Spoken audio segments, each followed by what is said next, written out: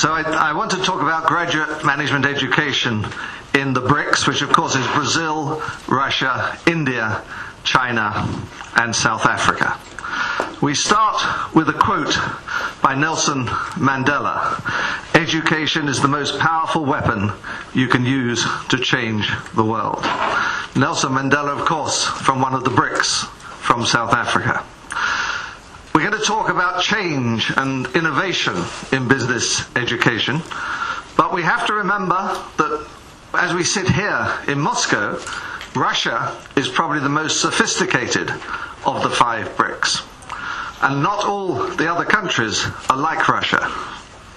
So what are the trends that influence education?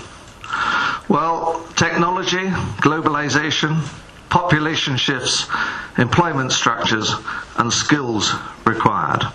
And we know it's all happening in a time when economic growth is weak and when the global imbalances still very much exist.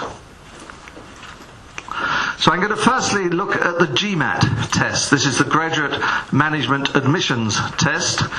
And of the 29,000, almost 30,000 scores reported to those countries, you can see that 83% of them went to India. And in this past year, only 161 people out of the 286,000 wanted their GMAT score sent to a Russian university. And that obviously tells you something about the internationalization. Now, business schools must not be complacent. With my friend Santiago here, this is the great Spanish quote, "Success is dangerous. One begins to copy oneself. It's more dangerous than to copy others. It leads to sterility." So all deans and directors here, Sergei, must recite that at least once a day. And it just means that you've really got to be thinking about change all the time, because it's very competitive out there in the business school world. A recent survey looked at this, and in the United States, 22% of the students were contemplating an online course, whereas in the Asia-Pacific region, in contrast, only 4%. So that will undoubtedly come to the BRICS countries, but is not yet well developed. And so one of the key things, and very important for business schools, is the teaching of leadership, to lead in this increasingly complex world. Because as the world becomes more global, everybody has to compete with the other people around the world. And people are the greatest asset for any organization. You can have factories or brands or even patents and things, but in the end, the competition is between workforces, whether you're fighting a war or trying to gain market share. So leading those workforces is increasingly important. And you have to lead to overcome the natural inertia of an organization. And of course, as the outside world changes faster and faster, the world inside the organization needs to change. And so it's leadership that gives an organization its vision, and then it translates that vision into reality.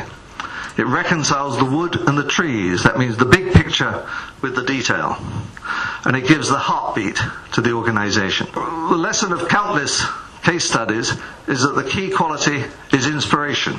If you want to inspire your team, then first inspire yourself. You've got to be enthusiastic for whatever it is you want people to do before they're likely to really get passionate about it themselves and get fired up.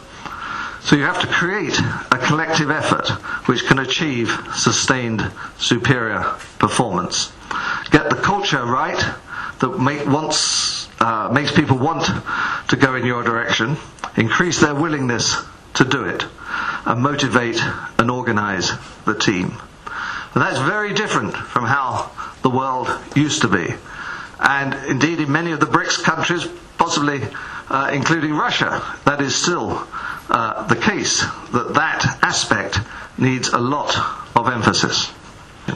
So just to finish with a quote from Rosabeth Moss-Kanter of Harvard, "This new type of hero must learn to operate without the might of the hierarchy behind them.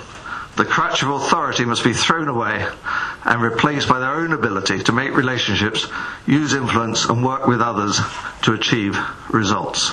And that's the sort of person we all need to be educating. Thank you.